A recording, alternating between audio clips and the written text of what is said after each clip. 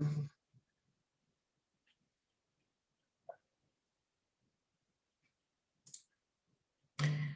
everyone. It's Michelle from the Audubon Center at Riverlands. Thank you for joining us for today's Gulls and Terns of Spring presentation with Bill Rowe from St. Louis Audubon Society. We're expecting that today's presentation will take about 35 to 45 minutes, and we will have time for questions at the end, so feel free to drop your questions in the chat below, and we'll get to those at the end of the presentation. All right, without further ado, I want to say thank you so much to our presenter, Bill Rowe from St. Louis Audubon Society, and I'm going to hand it off to him. Thanks, Bill. Okay. Hi, everyone. Thank you for joining us. We're going to talk about gulls and terns, which are very obvious, prominent birds out on our lakes and rivers. And in spring, the cast of characters changes a bit. We had an earlier presentation on winter gulls. And that shifts somewhat in the spring. We get some different migrant gulls coming through, and we get the terns, which are a beautiful addition to the bird life. Much of what I say will kind of be centered around Riverlands, because that's a really good place to look for gulls and terns, but it could equally apply to any other reasonably large body of water.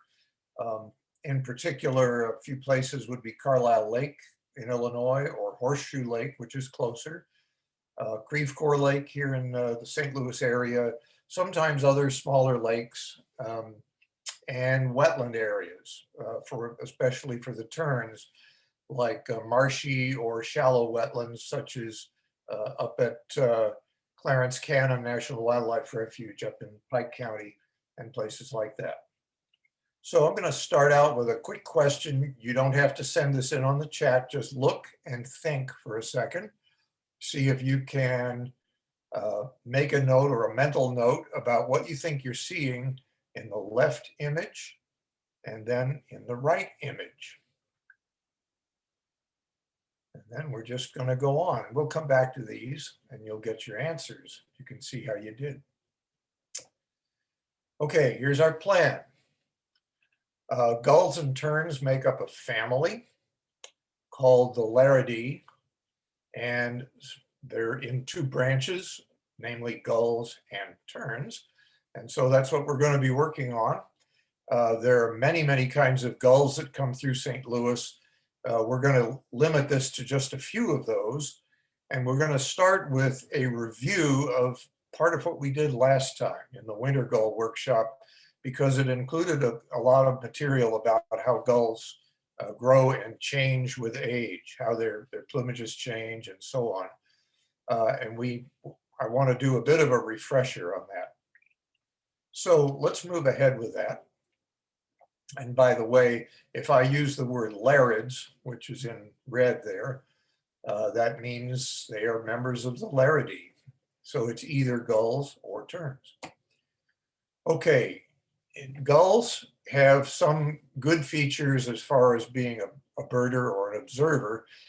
They do a lot of sitting still. They're large-ish, compared to, let's say, warblers or sparrows, which hop around constantly. Males and females look alike, or nearly so. So you don't have to worry about very different plumages, like in red-winged blackbird, where they look nothing alike.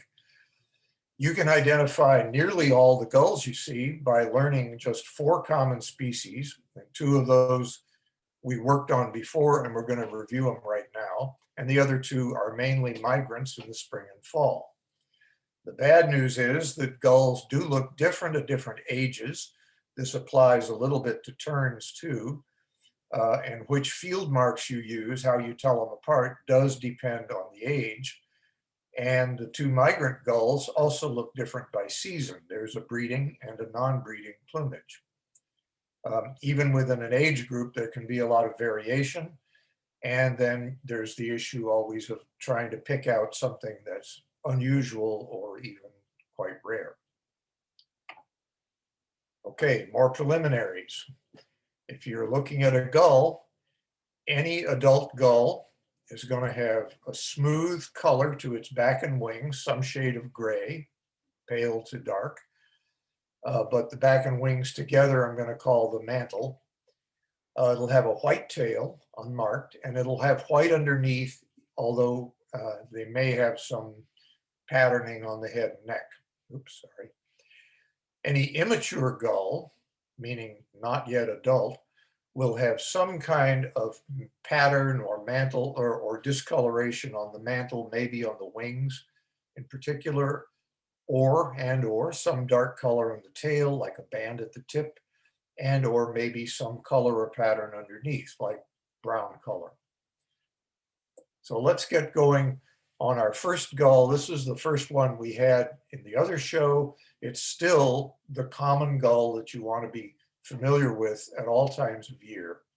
It doesn't breed around here, breeds farther north. The closest is probably Lake Michigan, but it's still common right now, and it'll taper off and go down to just a handful of individuals in midsummer, but we'll still be able to see ring-billed gulls. The picture shows you near us an adult ring-bill, and we'll come back to its features. And behind that, a first-year ring-bill. That means born the previous summer, and right now in April, it's tapering off toward the end of its first year of life.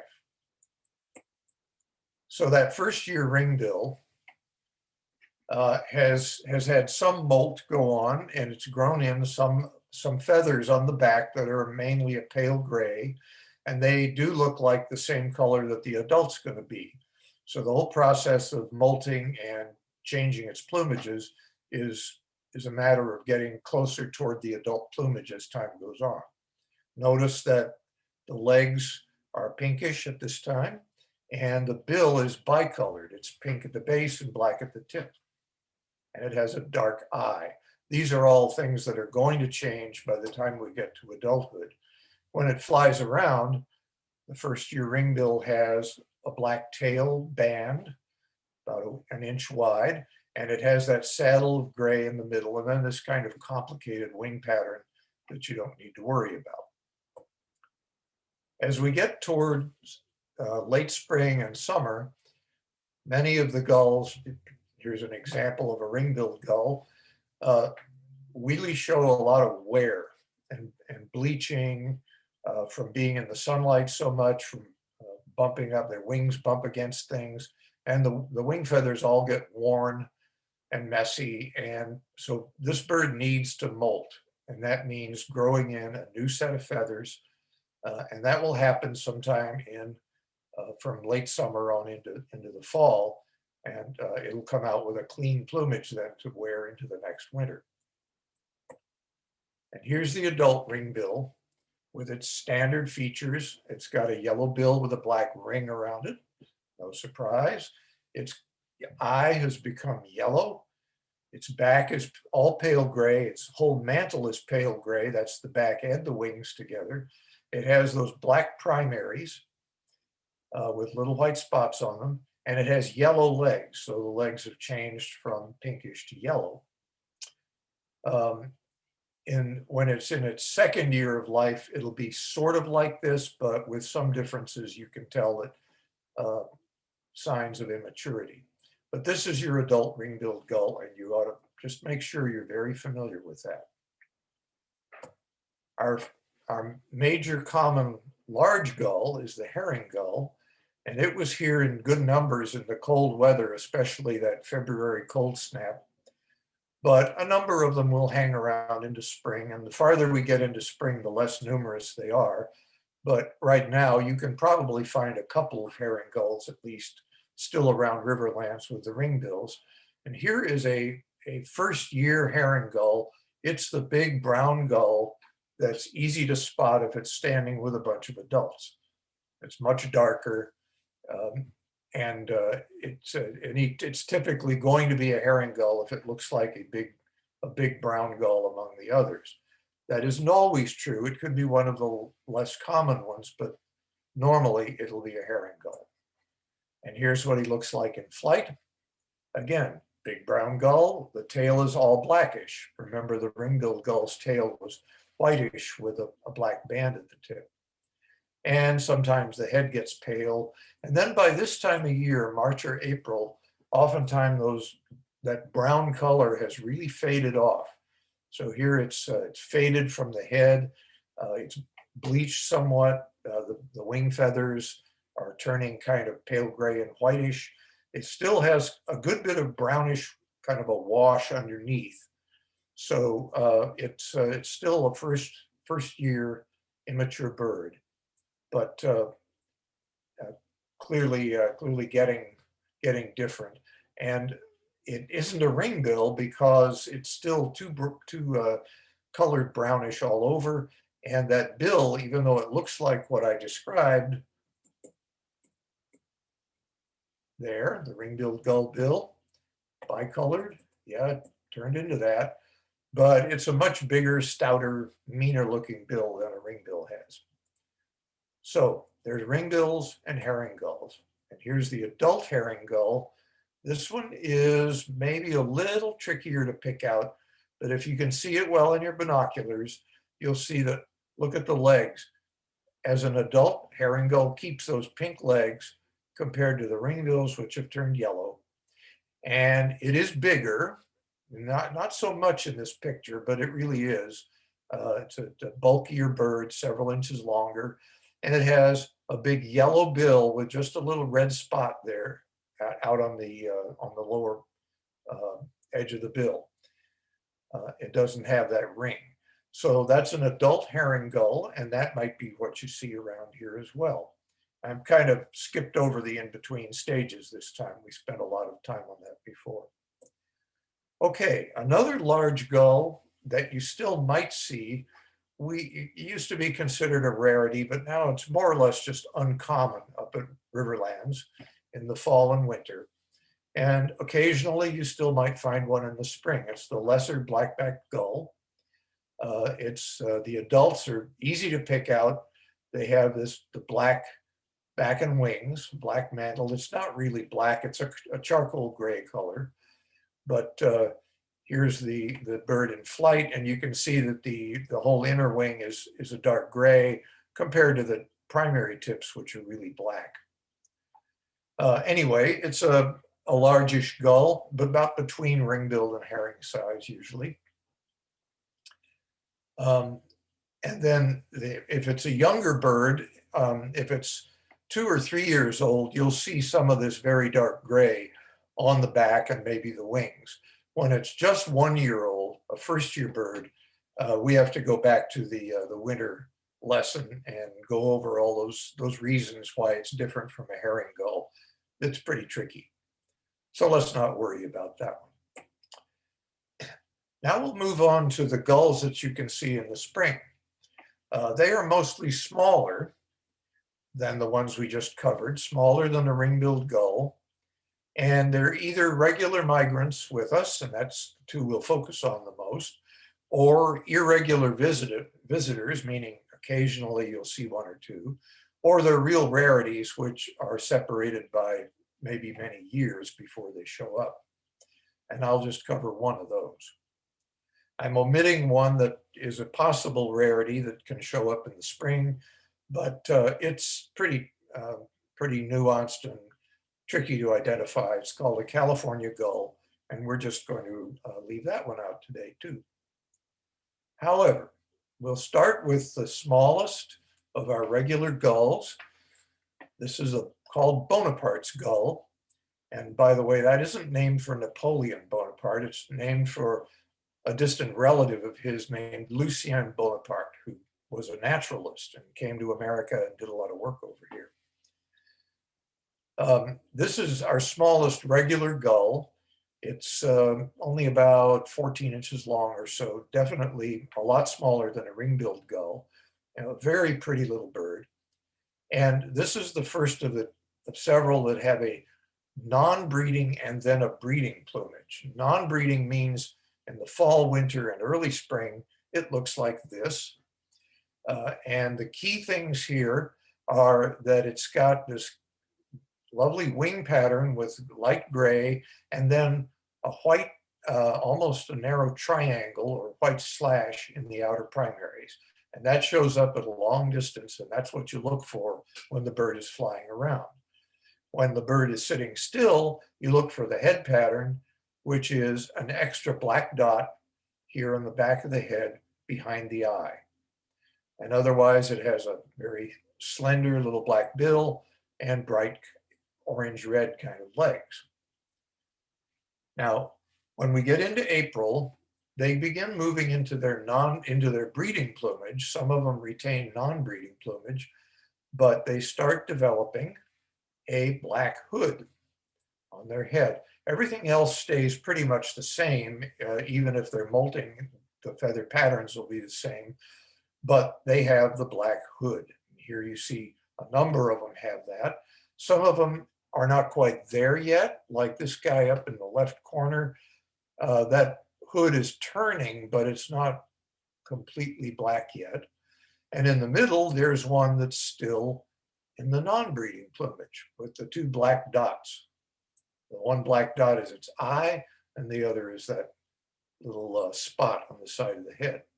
And you can look at some of the others and see for yourself that they're kind of variable in April because they're all at different stages of this moving into breeding plumage. Now, if this were the fall and we were seeing Bonaparte's gulls, some of them would be immatures, like the guy on the left here. And that doesn't have a plain, simple gray pattern. It has more of a sort of a messy pattern. There's a bar across the inner wing here. It still has that sort of whitish slash in the outer wing, but it's messed up a little bit with some black marks. And its tail has a black band across the tip. The head pattern is just as I described for the non-breeding adult bird. It has the extra black dot behind the eye. So you can always go by that. Now, here was that quiz question. You're now able to tell that these birds flying at you are actually Bonaparte's gulls. You can see on a couple of them, this one in particular, there's that white area, that white slash on the outer part of the primaries of this bird. Here, this bird is showing the non-breeding head pattern with the two black dots, which means the eye and the other black dot. And this bird is showing a black tail band. So that one at least is a young bird. That's a first year bird. The other ones, it's a little hard to tell. This guy seems to have a white tail, so that would be an adult. So you can tell not only the species, but you can tell age, which is whether it's a first year bird or it's an adult, because it is a 2-year gull and immediately goes to adult in its second year. Okay, let's move on now to our other little migrant gull. I say little, what is it? These guys in the middle are Franklin's gulls. They come to us from the kind of the north central part of North America in the prairies and the lakes of the Great Plains region. So they live in prairie marshes, and then they migrate south to winter out on the South Pacific Ocean. And then they migrate back. Sorry about that. They migrate back in the spring, heading back for North Dakota and Saskatchewan and places like that. And this is their breeding plumage. Once again, they develop a black hood, just as the Bonaparte's gull did, but they're very different. They have a much darker gray mantle. They have big white spots in the wingtips, a little rather short red and black bill. It gets kind of reddish in breeding plumage. Next to them, here's a Bonaparte's with its black dot, but you see the sprinkling of black speckling there, so it's just developing the black hood. And behind them is a ring-billed gull. And you can probably tell me what age that ring-billed gull is. It has some messiness in the wings. It's got a bicolored bill, not a yellow bill with a ring. So that's a first year ring-billed gull. And you can see the Franklin's gulls too are smaller than the ring-billed and a little bit bigger than the Bonaparte's. Okay, what do Franklin's gulls look like when they're non-breeding? This is an adult that's non-breeding. It has a smooth, darkish gray mantle, white tips and the big white tips in the primaries, but its hood, black hood, has been reduced down to a kind of a half of a hood on the back half of the head. It also has these, I forgot to notice on the breeding plumage, it has these distinct kind of fat white arcs around the eye.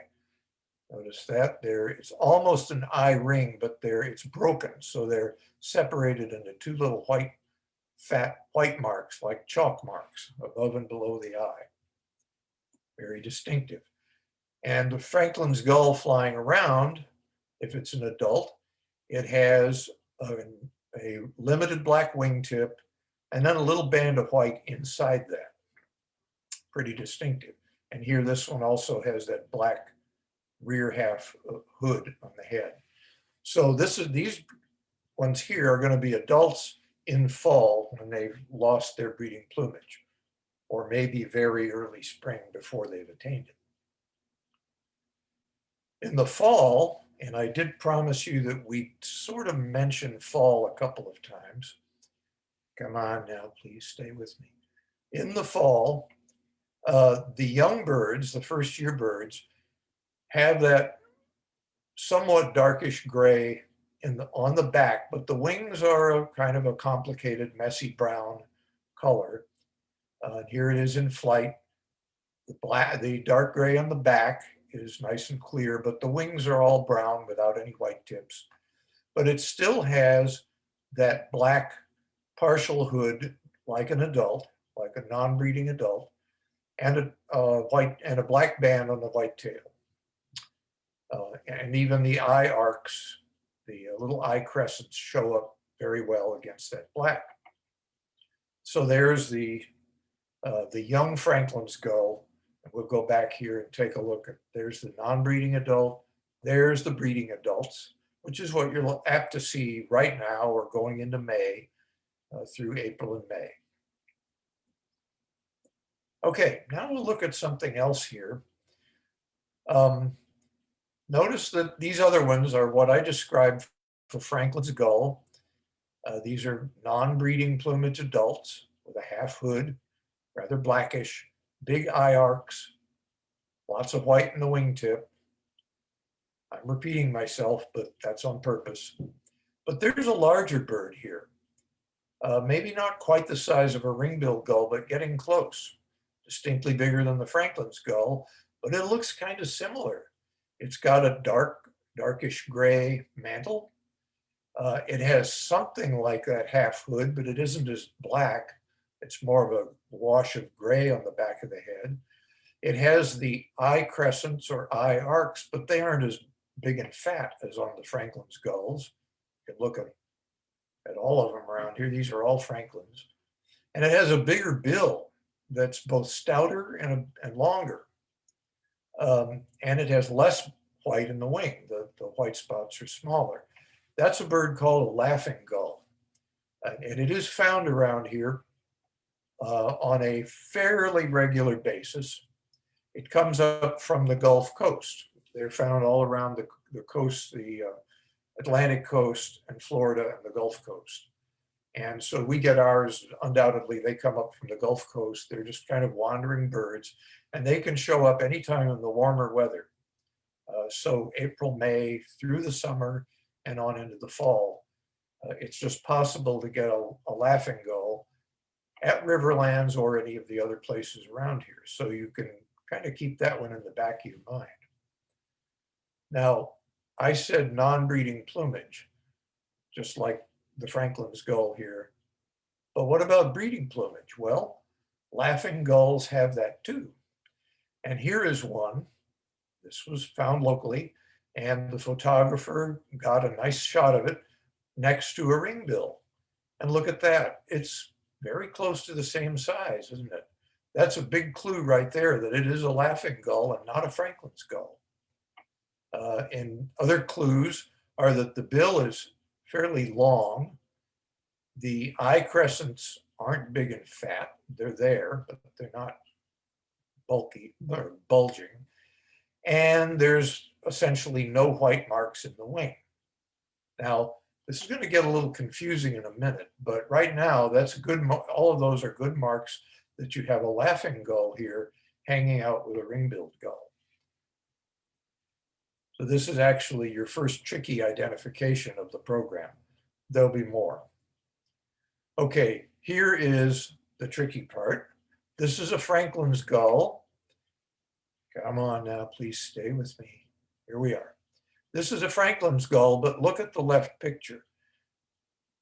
It doesn't have any white marks in the wingtip either. I said that was a feature of laughing gull. What's up? But look, the eye arcs are very big and fat. The hood and back is real black. And when it flies, it has that little restricted black wingtip. A laughing gull would have a lot more black all up through the primaries here. And you'd look for that as how to be sure on this particular bird. The fact is, this is a Franklin's that's 1 year old. And at that stage, they take more than a year to get adult. And so at this stage, they can be easily confused with a laughing gull. And that's your way of telling them for sure if you can't really judge some of those other features. Okay, now I'll throw in one picture of a rarer bird. This is actually, as it says in the text, this is the littlest gull in the world, and its name is the little gull. That's the official name of it. It's actually a Eurasian bird, but there are a few that nest in North America in certain places. And if you see a very small gull, might be hanging out with the Bonaparte's gulls, but you see it fly and it has dark gray or even blackish under the wings, and you can see it to be smaller than the Bonaparte's, then you've got a little gull. And you should call somebody right away and get them to come and look. You could call me. I'd be glad to come and check it out. Okay, and then last time we had a question from a listener about Sabin's gull and what are the chances of that. So I thought I'd throw that in. Only fall. We've never had a Missouri record of a Sabin's gull in the spring. It's conceivable, but they show up mainly in fall and primarily over on Carlisle Lake. Because Carlisle Lake is so big that it's the nearest thing to the ocean. And these guys are mostly oceanic migrants, so they look for big bodies of water. That said, it has shown up at Riverlands a few times. This one's a juvenile, and this is what they usually look like when you're scanning Lake Carlisle and you want to see a Sabin's gull. There's a definite window for these things, mid to late September and early October. Really a period of only about 5 weeks when they almost always show up. And this wing pattern is bold and amazing to see with black, white, and then gray-brown in the middle part. So 3 big, bold triangles on the wing.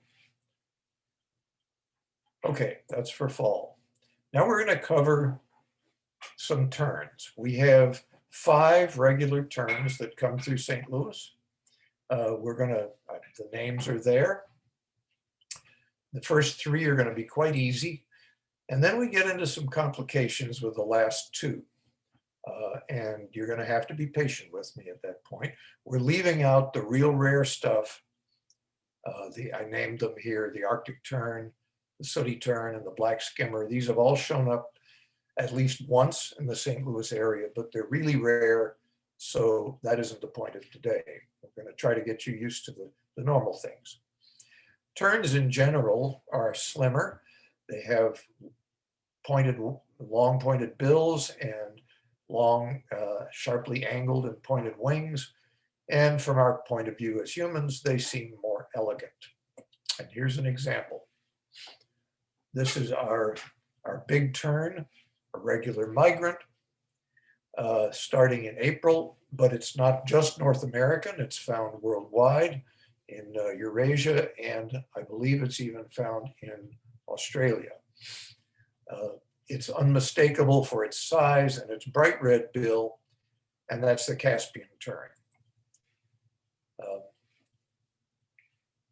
Sorry, I'm trying to keep my computer from flipping away from the picture I want to be on. By the way, you'll notice that a lot of my pictures, some of them are my own, but a lot of them, I might say the good ones, come from other local photographers who are very talented and have allowed me to use their pictures. This is by Al Smith, and some of the previous ones are by Doug Hommert. I'll point those out when we get there. Like the other terns, this Caspian tern has a breeding plumage with a full black cap. And that's what it looks like, breeding plumage. And that's on the left, that's what those birds were in the other quiz question. There were some ring-billed gulls, and among them were a bunch of Caspian terns. Again, you identify them by their size. They're every bit the size of the ring-billed gull, and they have the big bright red bill. Notice that some of them, like this one bird where my cursor's moving, where the cap is kind of grizzled. It's getting some speckling of white in the black. In this case, that means it's starting to lose breeding plumage and turn into non-breeding, because this picture was in August. But if you here in early April, you could see a Caspian tern with the same pattern, and that would mean that it was gaining its black cap, gaining its breeding plumage. Over here on the right, we have another August picture, because in that picture, there's a bird with a less black cap and an orangey bill and some pattern on the back. And that's a juvenile Caspian tern that would have been born that summer. And it's probably only a matter of a month or two old at that point. But they don't breed here. There's only one of our terns that breeds here, and we're going to go to that one next. We went from the biggest to the littlest. This one is a least tern, clearly very small, distinctly smaller than the smallest gull that we had.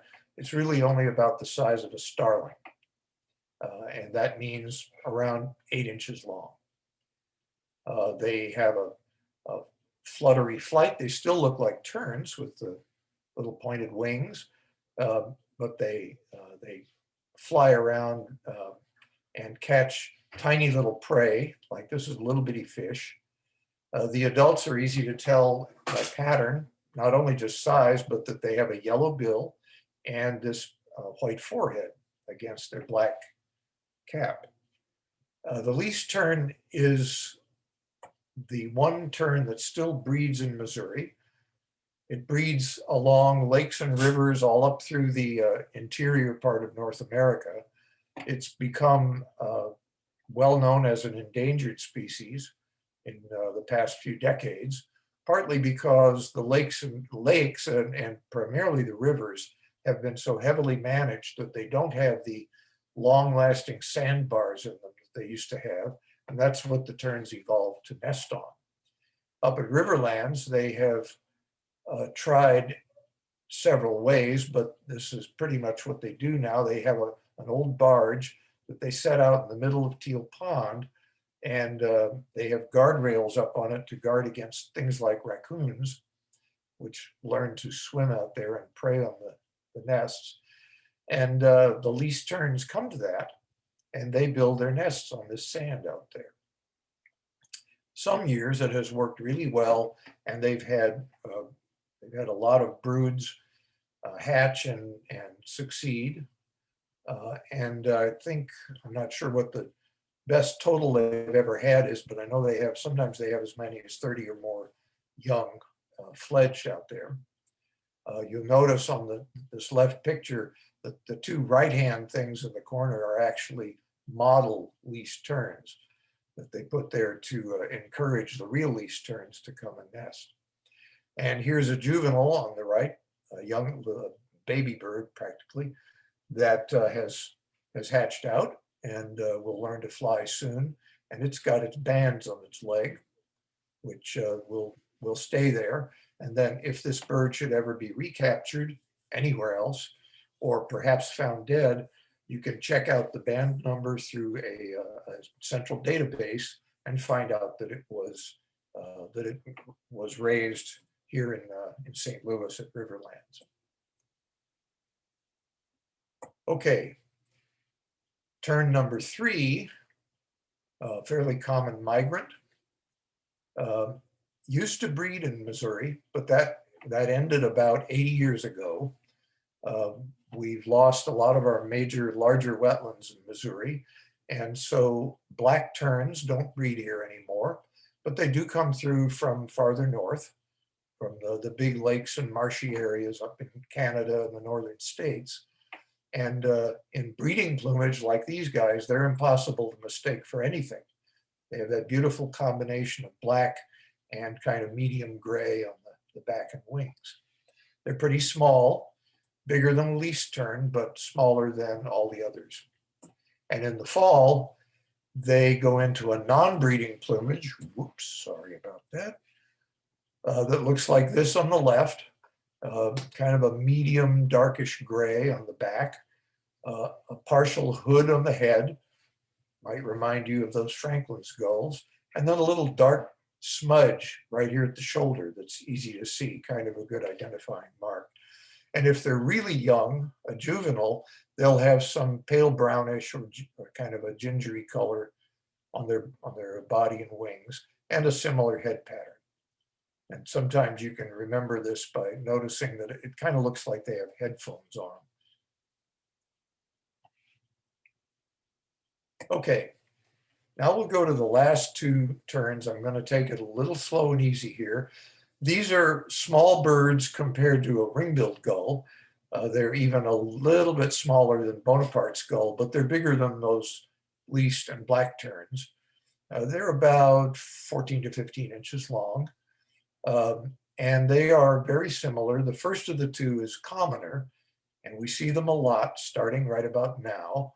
These are called Forster's terns, and they migrate through in April. Once in a while, they show up in March, but mostly April and into May. And then they might occasionally sort of haphazardly come here through the summer. There might be birds migrating south as of July, and then August and so forth. And they can hang out through October and even into November. So they're pretty adaptable. In the non-breeding plumage like this, which you might see right now because it's so early, they have a big black patch on their head, an eye patch that's isolated from anything else, any other dark color on an otherwise white head. So that's very distinctive and characteristic of only this species. So you can know immediately that it's a Forster's tern if you see a head with a black eye patch like that. And because it's an adult, it has a wing pattern that's mostly a kind of silvery white color. These primaries are very pale, pretty uniform, and very, very pretty as they fly around. Underneath, it has a little black margin on the wing, but up above, you don't see that. You just see this kind of silvery color and a pure white tail.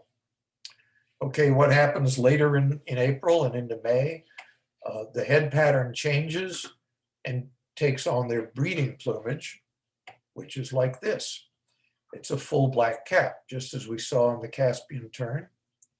And the bill acquires more color. It becomes half sort of red-orange and half black. Everything else stays about the same. The mantle stays a light gray, and the wings stay a very light, almost whitish or silvery gray or white. And the tail becomes long, extends. Here's the tip of the tail in this photo, so it's gone out way out past the end of the wings, and that is a point of identification. And the underparts are pure white. Again, something to notice because we're going to see the opposite in just a moment.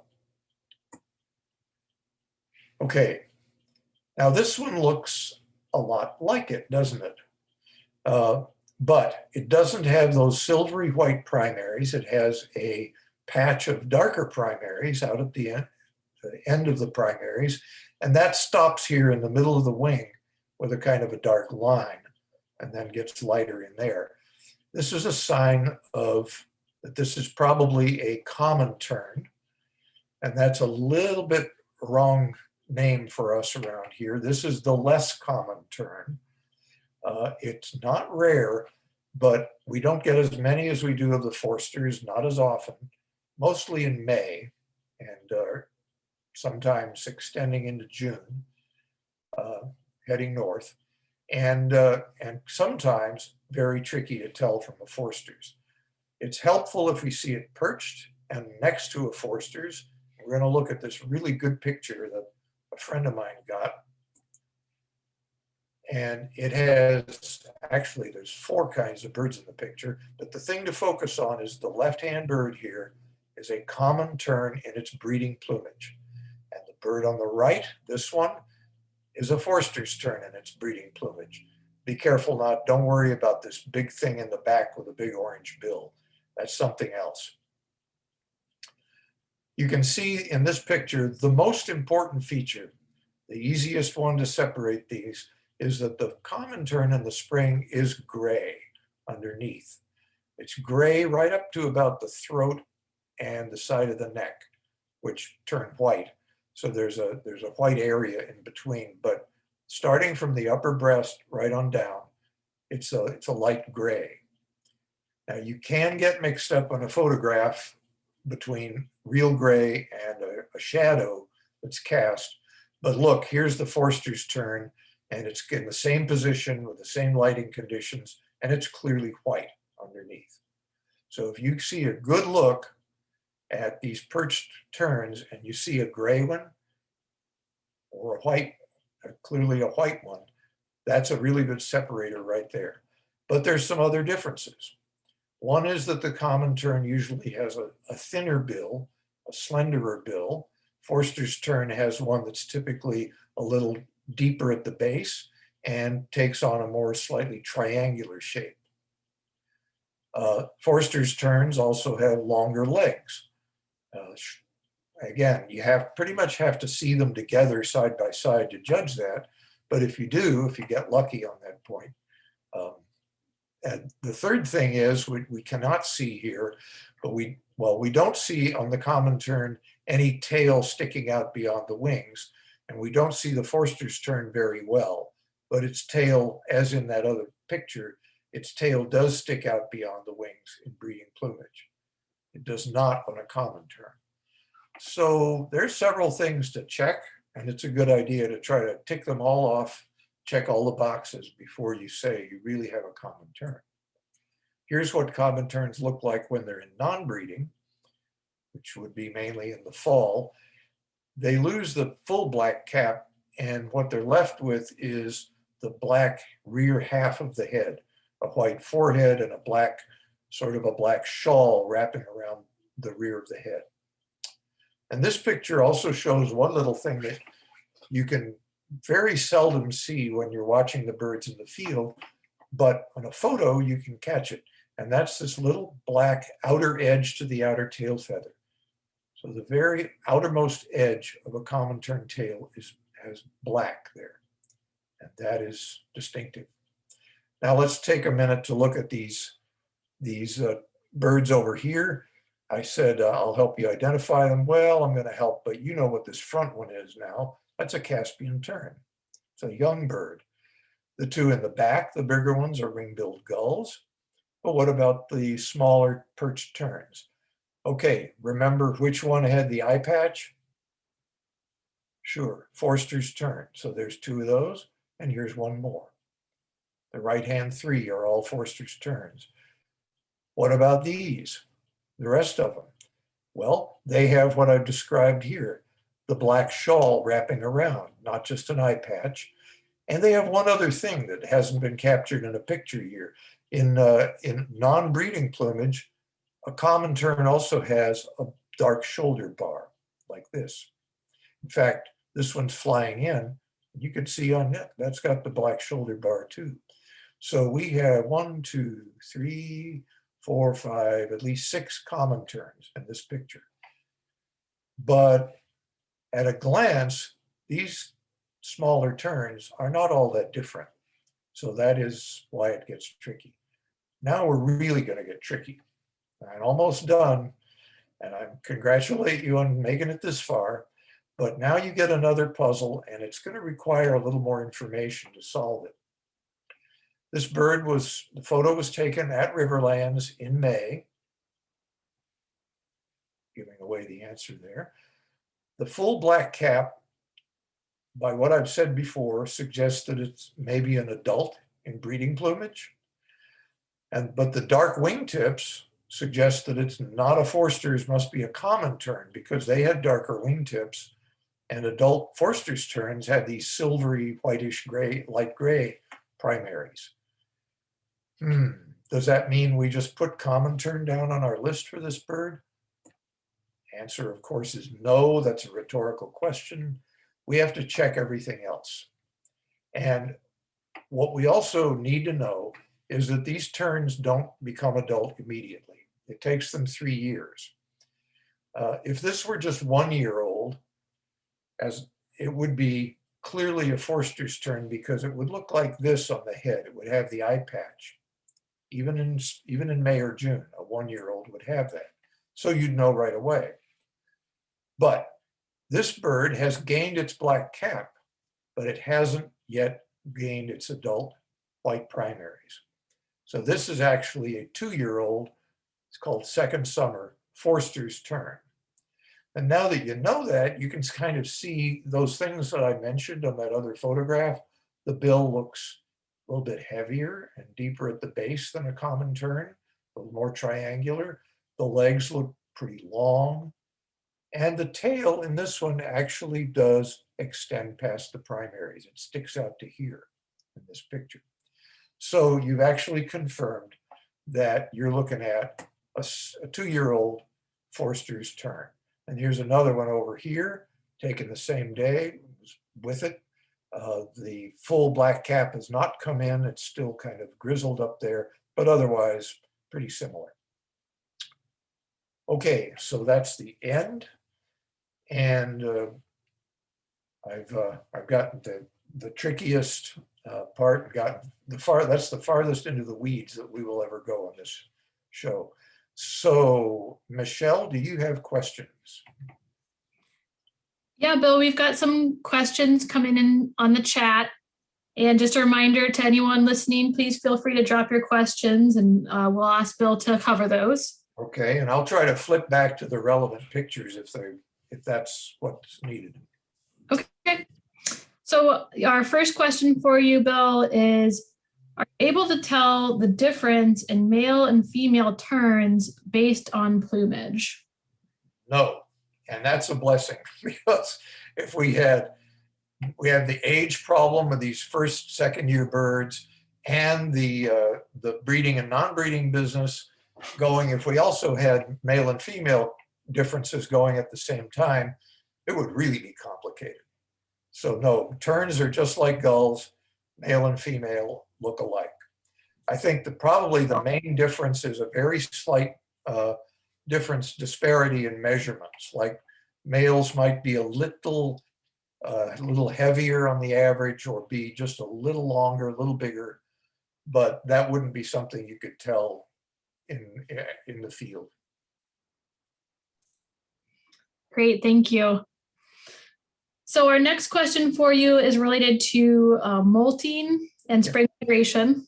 Yep.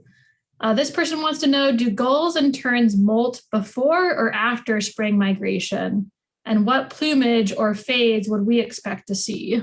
Oh, that's a really good question without a simple answer. Birds in general have their own different strategies, as they're called, for how to do their molting. And some of them do their molt before they migrate. In other words, while they're resting somewhere, because molting actually takes a good bit of energy. It creates new feathers and it puts them and makes them grow out in place of the old ones. It takes a while. It takes a matter of a few weeks. And so some birds do that before they even set off on a migratory journey.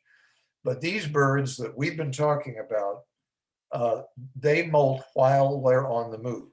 Let me go back to, come on. Let me go back to the Bonaparte's gulls picture. Remember this one? Here we are. This is Bonaparte's gulls in April, and some of them haven't really molted their head feathers yet at all. Some of them have molted partially, like this one's starting to get dark on the head. So this one's more so up here on the left. And then some of them are fully black-headed. However, I would notice that the only thing that really changes is the head pattern. And they are, I'm a little shaky ground here, but I don't think they are molting their wing or body feathers at this point. Maybe some body feathers, but not their wings and tail. So they still have all of their full wing and tail plumage to sustain them as they migrate. Same goes for the fall. They may be migrating, they may be molting as they migrate. I can't tell you which species do which, but the answer is yes, a lot of them molt as they migrate. Some of them do that. Some of them take care of that before they migrate. So it's a good question without an easy answer. Great. So we got a lot of good questions about terns for you, Bill. The next one is, will different tern species tolerate each other? Absolutely. Yeah, they'll sit on the same sandbar, on the same log with each other. They'll fly around hunting fish together. They don't, that doesn't bother them. I think the answer to that is that a place like Riverlands has an abundant fish supply, and they will somewhat segregate out in what they're looking for, so that, to take the extremes, the least tern, you remember, had a little tiny fish in its bill. So they're looking for the little bitty stuff, whereas a Caspian tern is going to go for much bigger prey. So they're not really in competition with each other that much. And the middle ones maybe with middle-sized prey. But in any case, there's quite a lot of fish there, and there's enough for everybody, so to speak. So no, they don't compete, and they don't, while you will often see a group of one kind of tern in a flock. You might see a flock of Forster's terns. You might very well see a flock of black terns. It doesn't mean that they're going to try to fight off any other species. They just have a tendency to stick to their own. Excellent, thank you. And by the way, here's this picture again with a common sitting right next to a couple of Forsters. And the thing in back, which I didn't name before, is a royal tern. That's a bird of the southern coasts. All right, Bill. And then what is the first tern species that we should expect to see in the St. Louis region? Well, it's the first one is usually the Forsters. It can show up in late March, like the last week of March, but there's also March records for Caspian tern. I'd say that those two would be the first. But now that we're getting into April, it'll be those two plus the others. The least terns probably won't come back and start flying around that nesting barge until maybe toward the latter part of April. Black terns are more in May, and common terns are very much in May. In fact, common terns get a little bit commoner toward the end of May and even in the first week or two of June. So that's their time. I might add, though, that if you're up there in the summer, what we call summer is actually fall for a lot of gulls and terns and shorebirds. And they start their migration southward very early in July. So you might see a migrating group of terns in July that's actually on their way south. And then that will only increase then through August and September. It's fascinating. Well, Bill, I think that's our last question for you for today. Okay, great. Thank you again. Yes. Thank you so much for presenting today, Bill. I'm always so impressed by just the depth and breadth of your knowledge, and we really appreciate you sharing that with us today. Thank you. Okay, great. This was fun. Have a great day, everyone. Bye-bye.